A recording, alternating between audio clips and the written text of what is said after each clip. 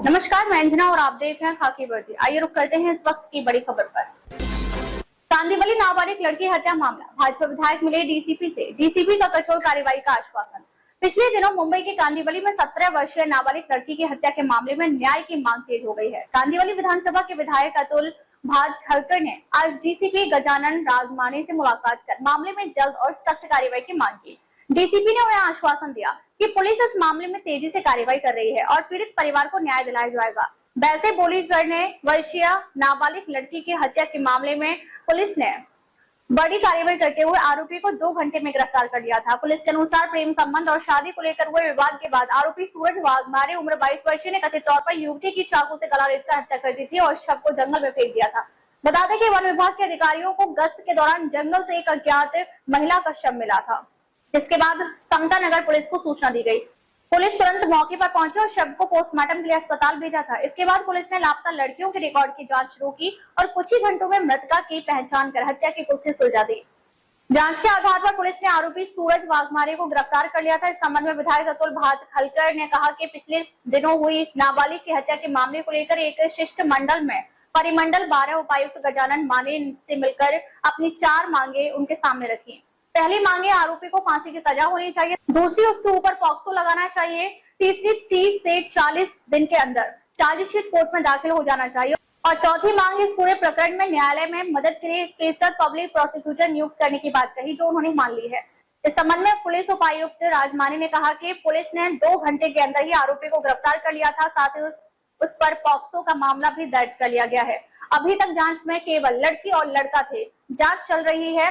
जांच में अगर और किसी का नाम आया तो उसे भी हिरासत में ले लिया जाएगा। दामूनगर बीट समता नगर पुलिस स्टेशन अंडर एक खून का मामला दर्ज हुआ है 10 तारीख को, 10 जुलाई को। इसमें आरोपी जो है वो 2 घंटे में बॉडी आइडेंटिफाई करके आरोपी को भी हमने जल्द से जल्द पकड़ा गया है। जो आरोपी है वो आरोपी लड़की थी, उसके साथ उसको लेकर वहाँ गया था और वहाँ पर उसका खून कराया है। तो उसमें जो भी एविडेंस है वो हमने कलेक्ट किया है, जारी है इन्वेस्टिगेशन। इसमें जो भी है, जो भी आपने क्वेश्चन पूछा है उसमें इन्वेस्टिगेशन होगा। अभी तक जो है उसमें ये सामने आया है कि लड़की और वो जो लड़का था वो पहले से एक दूसरे को जानते थे और वहाँ वो मिलने गया जिस ठिकान पर, वहाँ पर उनका झगड़ा हुआ और झगड़े में लड़की की हत्या हुई है। सर ये है कि उसमें 3-4 लोग थे और इसमें और लोगों की गिरफ्तारी होना बाकी है, इस तरह की खबरें लगातार लोग सोशल मीडिया पर चला रहे हैं। अभी तक जो इन्वेस्टिगेशन चला है उसमें हमारे सामने जो टेक्निकल एविडेंसेस आए हैं या वहाँ पर हमने जो तहकीकात की या जो आई विटनेस को हमने लाया गया था, जिन्होंने वहाँ पर देखा है या सीसीटीवी फुटेज थे, उसमें से अभी तक तो वहाँ दोनों ही गए थे ऐसा सामने आया है। लेकिन उसमें होगा कोई और तो उनके ऊपर भी हम कार्रवाई करेंगे। आरोपी असल ये भी कहा जा रहा है कि चाकू से हत्या हुई या स्क्रू ड्राइवर से हत्या हुई, वो भी एक कॉन्स्पिरेसी की तरह लोग बोल रहे हैं। हत्या हुई है, वो जिस हथियार से हुई है वो हमने बरामद किया है, चाकू से किए हत्या। आगे का जो है हम प्रोसीजर उसका कर रहे हैं। या इस गुने में खून के तहत ये गुना दाखिल हुआ है। बाद में उसके माँ का या उनके पिता का स्टेटमेंट लेने के बाद ऐसा पता चला कि वो पहले भी उनके साथ एक दूसरे से बातें करते थे या कहाँ गए थे, तो उसके द्वारा हमने पोक्सो को भी कलम उसमें ऐड कर दिए हैं और उसका इंटीमेशन है हमने कोर्ट को दिया है। सर हत्या से पहले दुष्कर्म किया गया, इस तरह की जानकारी सामने आई? इन्वेस्टिगेशन में ऐसा कुछ नहीं आया है, कोई भी दुष्कर्म का, हत्या का मामला है वैसे हमने दर्ज किया है। ऐसी घटनाओं को लेकर ये घटनाओं को लेकर मैं नागरिकों को अपील करना चाहूँगा, खास करके पत्रकारों को जो सोशल मीडिया पर ये चलाते हैं कि बालिग है, नाबालिग है या माइनर कोई भी बच्चा है, उनका आइडेंटिटी डिस्क्लोज करना ये कानूनी अपराध है। वैसा आप मत कीजिए, क्योंकि ये नया जो कायदा है उसके अनुसार उसको 3 साल की सज़ा है। और जो भी नागरिक और भी है, ऐसी अगर घटना होती है या हो रही है तो उसकी पहले पुलिस को आपके पास अगर जानकारी हो तो दे दीजिए।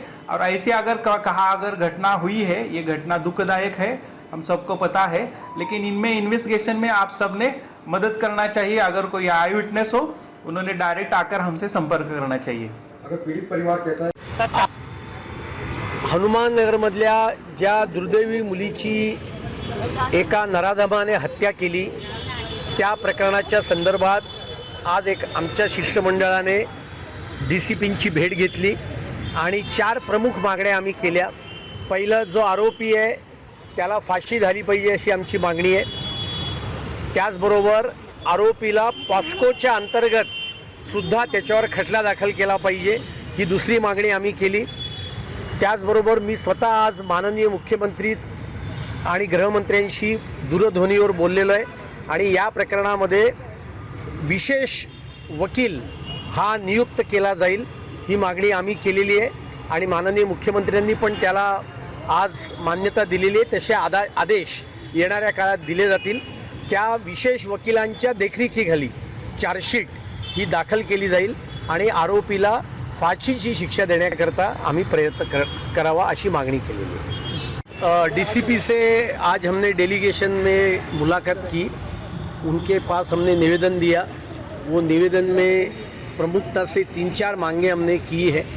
पहली मांग तो हमने ये की है कि आरोपी के साथ उसको इस हत्याकांड में उसको साथ देने वाले जो भी लोग होंगे उनको भी इंक्वायरी करके उनको भी हिरासत में लेना चाहिए और उनका भी नाम FIR में दर्ज होना चाहिए। ये पहली मांग हमने की। दूसरी मांग 30-40 दिन के अंदर इसका चार्जशीट दाखल होना चाहिए, उसको भी उन्होंने मान्यता दी है। साथ में इस पूरे कार्रवाई को न्यायालय में मदद करने के लिए स्पेशल पब्लिक प्रोसिक्यूटर ये अपॉइंट करना चाहिए आ जाएगा और उसके निगरानी में चार्जशीट ये दाखिल की जाएगी। तो वाटर टाइट चार्जशीट हम दाखिल करेंगे और आरोपी को पॉस्को लगाना चाहिए, ये भी हमारी मांग थी। उसका भी उन्होंने सकारात्मक उसके बारे में बताया है कि पॉस्को भी आने वाले दिन में लगाया जाएगा और साथ में आरोपी को फांसी होनी चाहिए, ये भी हमारी मांग है। उसके लिए भी वो चार्जशीट के माध्यम से न्यायालय में ये मांग करेंगे, ये DCP ने मान्य किया है। मुंबई पुलिस ने एक ऐसे साथी ठग को गिरफ्तार किया है जो बीजेपी विधायक संजय उपाध्याय और उनके PA बनकर लोगों से ठगी कर रहा था। बोरीवली पुलिस ने आरोपी को उत्तर प्रदेश के लखनऊ से गिरफ्तार किया है। पुलिस के मुताबिक आरोपी खुद को कभी विधायक संजय उपाध्याय का PA तो कभी स्वयं विधायक बताकर लोगों से पैसे हटता था। शिकायतकर्ता से उसने लखनऊ विश्वविद्यालय के एक छात्रा की ट्यूशन फीस भरने का बहाना बनाकर पैसे मांगे। इसके अलावा होटल बुकिंग के नाम पर भी ठगी की गई। इस तरह आरोपी ने कुल 8,110 रुपए की धोखाधड़ी की। शिकायत के बाद बोरीवली पुलिस ने भारतीय न्याय संहिता यानी BNS और सूचना प्रौद्योगिकी अधिनियम के तहत मामला दर्ज कर जांच शुरू की। तकनीकी विश्लेषण और डिजिटल साक्ष्यों के आधार पर पुलिस ने आरोपी का पता लगाते हुए उत्तर प्रदेश के लखनऊ में जाल बिछाकर उसे गिरफ्तार कर लिया। प्रारंभिक जांच में सामने आया है कि आरोपी के खिलाफ दहिसर पुलिस स्टेशन में भी इसी तरह की ठगी का एक और मामला दर्ज है। पुलिस को आशंका है कि उसने इसी तरह से कई अन्य लोगों को भी अपना शिकार बनाया है। फिलहाल पुलिस आरोपी से पूछताछ कर पूरे नेटवर्क और अन्य संभावित पीड़ितों की जानकारी जुटा रही है। बोरीवली पुलिस स्टेशन में एक ऑफेंस रजिस्टर हुआ था 969/26 जिसमें इम्पर्सोनेशन की चीज़ हमें सामने आई थी। कंप्लेनेंट ने जो बताया था, उनको जो फ़ोन आया था बोरीवली विधानसभा मतदार संघ के जो आमदार हैं उनके नाम से पैसे की डिमांड की गई थी। उसके कंप्लेंट के बेसिस पे हमने जब गुना दाखिल किया, हमने आरोपी उसमें एक निष्पन्न किया जिसको हम लोग कल ही लखनऊ से लेके आए। और इसी दौरान और एक घटना हमारे सामने आई थी जो ऑफेंस दहिसर पुलिस स्टेशन में रजिस्टर हुआ है। वहाँ पे भी एक व्यक्ति को फ़ोन पे आमदार महोदय के नाम से पैसे की मांगनी की गई थी। ये 2 ऑफेंस होने के कारण और उसमें एक ही आरोपी था, इसलिए हमारे सामने थोड़ा चैलेंज था। तो 1 हफ्ते के अंदर अंदर हमने इस आरोपी को हिरासत में लिया है। आज उसकी कोर्ट के सामने पेशी होगी। माननीय कोर्ट जो उसको हम लोग पुलिस कस्टडी की वहाँ पे मांग करेंगे और आगे की तफ्तीश में इन्वेस्टिगेशन में और कुछ चीज़ें सामने आने की संभावना है। सर आरोपी ने किस जगह पर किस को कॉल किया गया था, ये कुछ इसकी कोई आया है? अभी जो मुंबई पुलिस के बारे में देखा जा रहा है कि Dahisar police station and Borivali police station यहाँ पे 2 गुना दाखिल हैं और किसी को इस तरीके के कॉल आए होंगे तो आपके माध्यम से मैं सभी को अपील करता हूँ, कृपया करके आप सामने आइए, पुलिस से संपर्क कीजिए ताकि हम इसी आरोपी ने अगर कुछ और गुनाह किए होंगे तो उसको भी इसी गुनाह में हम लोग इन्वेस्टिगेट कर लेंगे। सर आरोपी किस तरीके से पैसे अपने पास लेता था, सामने वाले को किस तरीके से क्या कहकर पैसे मंगा लेता था? इसमें जो आरोपी का मोडस देखा गया है कि जो रिनाउंड पर्सनैलिटीज़ है सोसाइटी में, खास करके जो लोक प्रतिनिधि हैं, उनका नाम लेके उसने किसी यूनिवर्सिटी की फ़ीस पेमेंट करना है या किसी होटल का बुकिंग करना है, इस तरीके से पैसे की मांग वहाँ पे की जा रही थी।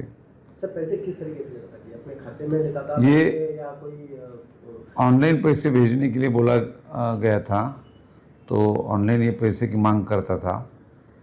आगे ये किसका अकाउंट यूज़ कर रहे थे, इसमें और कोई रैकेट है क्या, ये सारी चीज़ें पुलिस इन्वेस्टिगेशन में देखेगी। सर एक आखिरी सवाल, आरोपी से कितने पैसे बरामद हुए हैं और कितने पैसे पहले से उनके?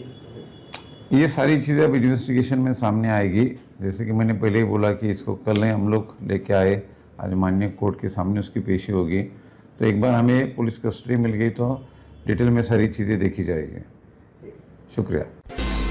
अमरोहा के हसनपुर में भारतीय जनता पार्टी के संगठन महामंत्री धर्मपाल सिंह का भाजपा विधायक महेंद्र सिंह खड़गवंशी के आवास पर भव्य स्वागत किया गया। ढोल, नगाड़ों, फूल मालाओं और जोरदार नारों के बीच कार्यकर्ताओं ने उनका अभिनंदन किया। कार्यक्रम में बड़ी संख्या में भाजपा पदाधिकारी और कार्यकर्ता मौजूद रहे। हसनपुर विधानसभा क्षेत्र में आयोजित स्वागत समारोह के दौरान भाजपा संगठन महामंत्री धर्मपाल सिंह ने कार्यकर्ताओं से आत्मीय परिचय किया और संगठन को बूथ स्तर तक और अधिक मजबूत बनाने पर जोर दिया। उन्होंने कार्यकर्ताओं से जनसंपर्क बढ़ाने तथा सरकार की जन कल्याणकारी योजनाओं को हर पात्र व्यक्ति तक पहुंचाने का आह्वान किया। इस अवसर पर हसनपुर विधायक महेंद्र सिंह खड़गवंशी ने कहा कि मुख्यमंत्री योगी आदित्यनाथ के नेतृत्व में उत्तर प्रदेश सरकार लगातार विकास और सुशासन के नए आयाम स्थापित कर रही है। उन्होंने कहा कि प्रदेश सरकार की विभिन्न जन कल्याणकारी योजनाओं का लाभ सीधे आम जनता तक पहुंच रहा है। विधायक ने दावा किया कि हसनपुर विधानसभा क्षेत्र में भी रिकॉर्ड स्तर पर विकास कार्य कराए गए हैं। सड़कों, बिजली, पेयजल, धार्मिक स्थलों के विकास और अन्य आधारभूत सुविधाओं को मजबूत करने के लिए लगातार कार्य किए जा रहे हैं, जिससे क्षेत्र की तस्वीर बदल रही है। कार्यक्रम के अंत में संगठन और सरकार की उपलब्धियों को लेकर कार्यकर्ताओं ने उत्साह व्यक्त किया और आगामी कार्यक्रमों को सफल बनाने का संकल्प किया।